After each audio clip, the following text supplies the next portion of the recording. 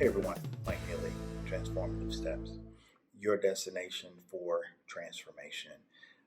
Today's topic is going to be about feelings. Um, that's generally not something in coaching that we deal with. We don't deal with feelings oftentimes, we deal more with facts. And in life, we equate oftentimes feelings with facts as though they're the same thing or as though they're similar.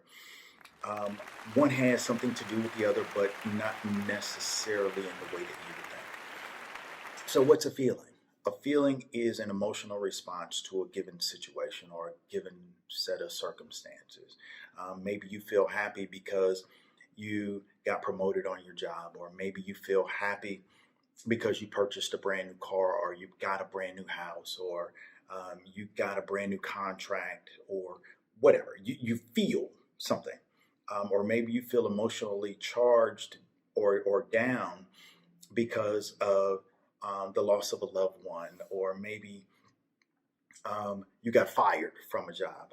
As we're dealing with COVID 19, there are lots of unfortunate situations going on where people are losing their jobs, and so they oftentimes equate the feeling of what's happening with the facts.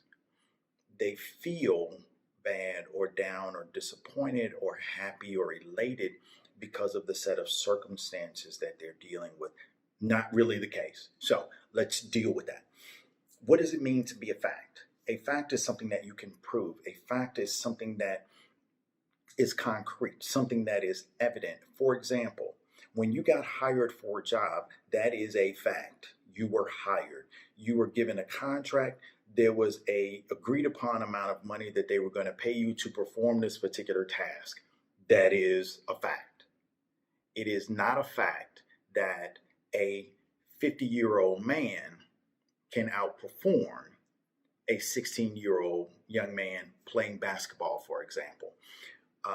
Because the physicality of it may say this 50-year-old man is mentally and physically able to perform something, but the abilities of the young person may be higher, may have more stamina, may have more strength and more agility. And so you can't say that the 50-year-old man having the age and the wisdom is able to outperform the younger person. So that's not a fact, that's a feeling. When we look at our NBA players, like Michael Jordan, like LeBron James, when they came out of high school and college and came into the NBA, they were performing with elite athletes in the basketball arena.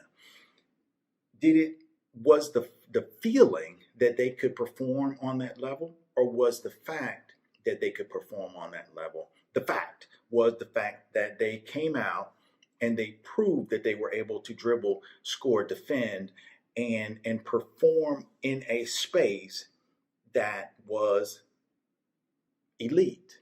So when we look at our lives and our circumstances and our situations, we can't take the feelings and equate them with facts until we prove them. So in this space, we're going to have to take a hard look at exactly where we are, take the emotional response out of it, and prove what we're doing.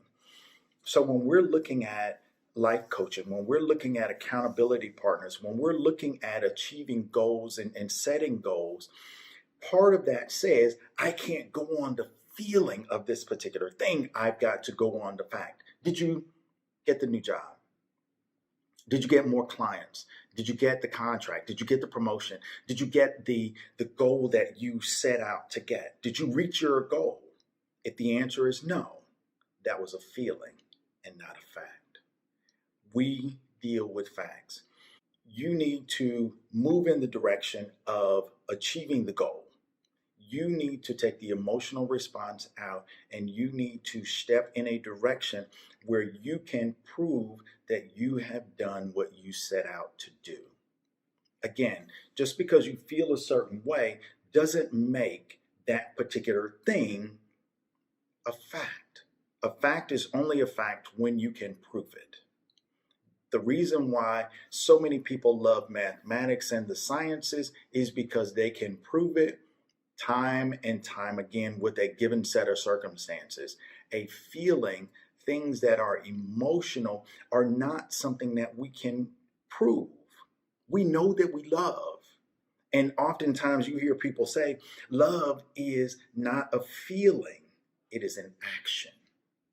Because you go through the hard times, you hold someone close and you put forth the time, the energy, and the effort to show it, because it is action. Just like setting your goals, once you set that goal, once you have defined the space that you're trying to attain, that you're trying to accomplish, now it's time to take, again, that emotional response out of it and move to the direction of accomplishing the goal. As I mentioned in a previous video, there's a simple scripture, Habakkuk 2:2, and it says, write the vision and make it plain so that he who reads it can run. Okay? What that very simply means is this. You have a goal. Write it down. Take the emotional response out of it. Write the goal down, and let's put some facts towards accomplishing this goal.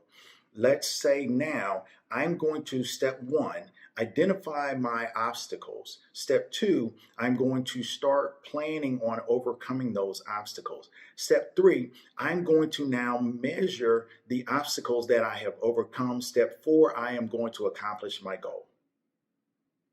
Very simple.